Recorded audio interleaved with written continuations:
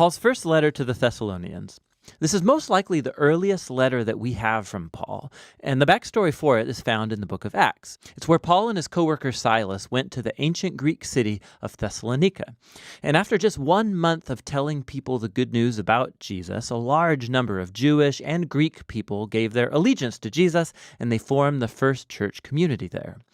But trouble was brewing.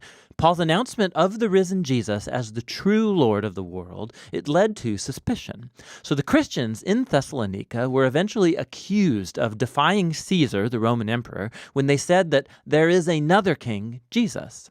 And this led to a persecution that got so intense, Paul and Silas actually had to flee from the city, and this was painful for them because they loved the people there so much. And so this letter is Paul's attempt to reconnect with the Christians in Thessalonica after he got a report from Timothy that they were doing more than okay. They were flourishing despite this intense persecution.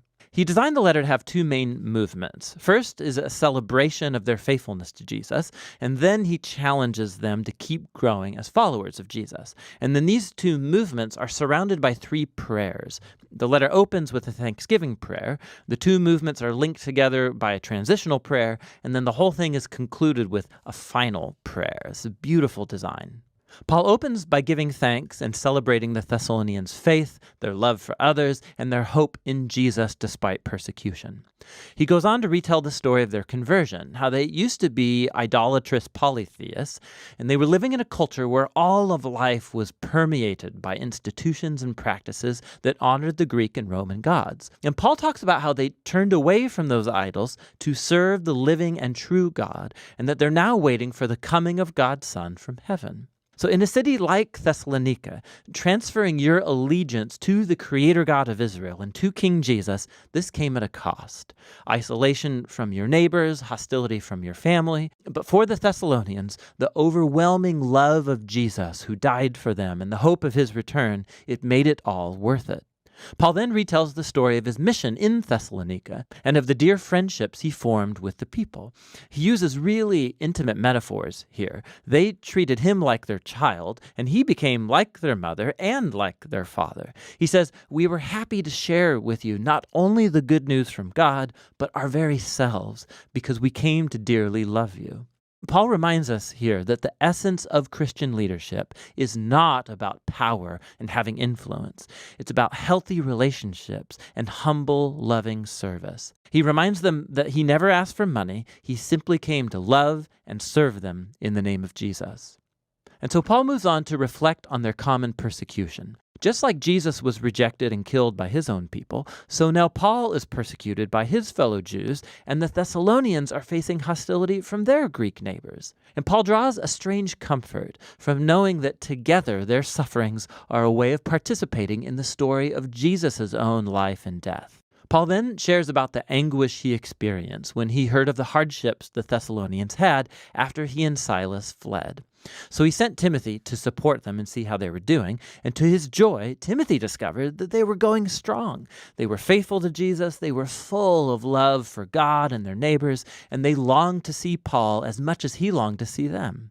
And so Paul concludes with a prayer for endurance. And what's cool is that he introduces here the topics he's going to address in the letter's second half.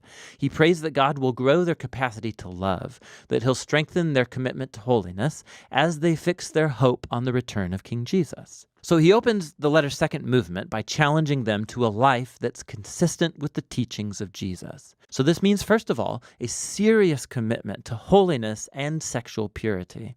In contrast to the promiscuous, sexually destructive culture around them, they are to follow Jesus' teaching about experiencing the beauty and the power of sex within the haven of a committed marriage covenant relationship. God takes sexual misbehavior seriously, Paul says. It dishonors and destroys people and their dignity.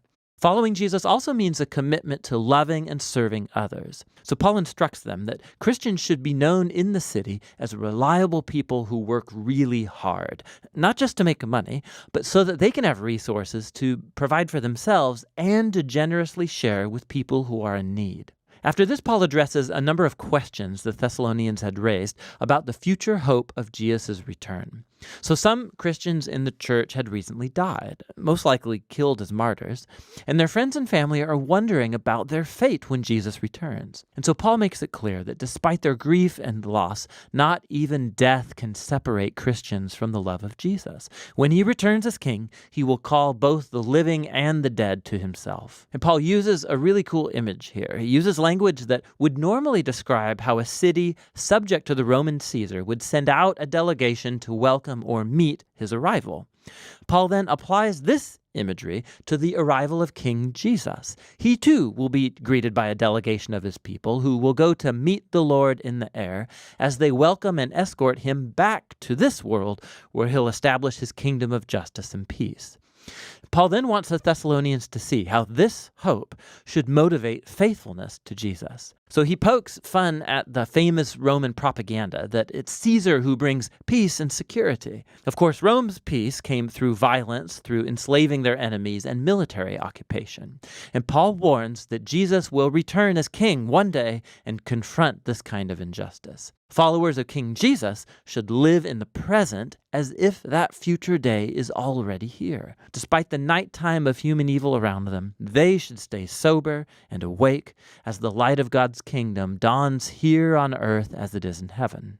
Paul closes all of these exhortations like he began, with a hopeful prayer, that God would permeate their lives with his holiness, that he would set them apart to be completely devoted and blameless until the return of King Jesus. 1 Thessalonians reminds us that from the very beginning, following Jesus as king has produced a truly countercultural or holy way of life. And this will sometimes generate suspicion and conflict among our neighbors. But the response of Jesus' followers to such hostility should always be love, meeting opposition with grace and generosity.